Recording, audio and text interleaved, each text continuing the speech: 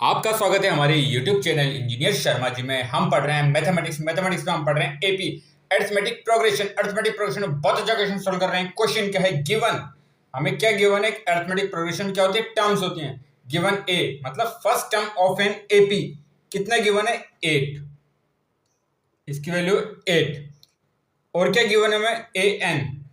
अब देखिए ये तो क्या टर्म है, ये तो फर्स्ट टर्म है A1। ए एन क्या होगा, nth टर्म।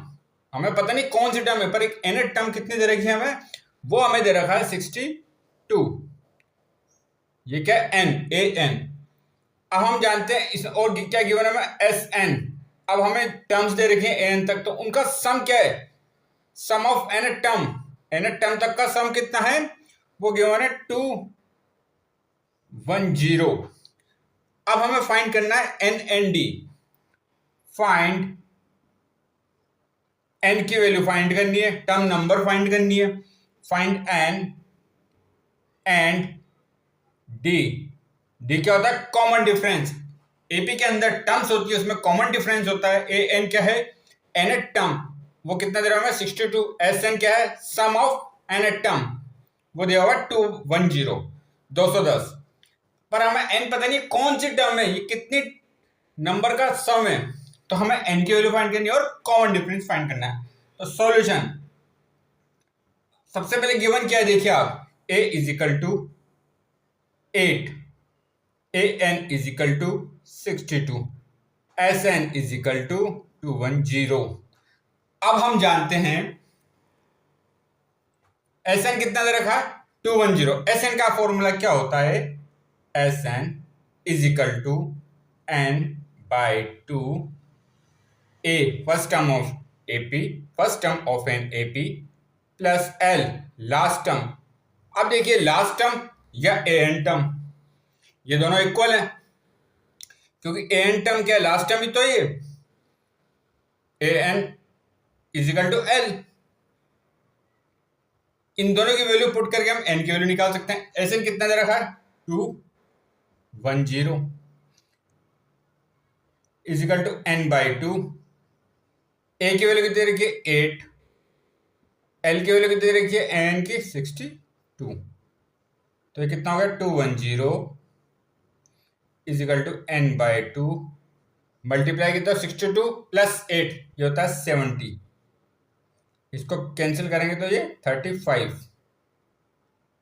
तो ये कितना हो जाएगा, 210 is equal to 35 n. N की वैल्यू निकालनी है, 35 को यहाँ पे क्या मल्टीप्लाई में तो ले जाएंगे तो डिवाइड में हो जाएगा। तो ये कितना हो जाएगा, 210 अपॉन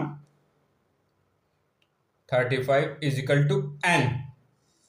अब देखिए 210 210 में हम 35 का डिवाइड करें तो कितनी बार जाएगा, ये जाएगा हमारा 70 और 6 बार। तो n की वैल्यू कितनी आई, 6। n की वैल्यू आई हमारे पास 6। n की कितनी वैल्यू आई, 6। तो हमें क्या फाइंड करना था, n, मतलब हमें टर्म नंबर तो पता लगी, इसमें कितनी टर्म है, 6 टर्म है। इसके अंदर कितनी टर्म है, 6 टर्म है।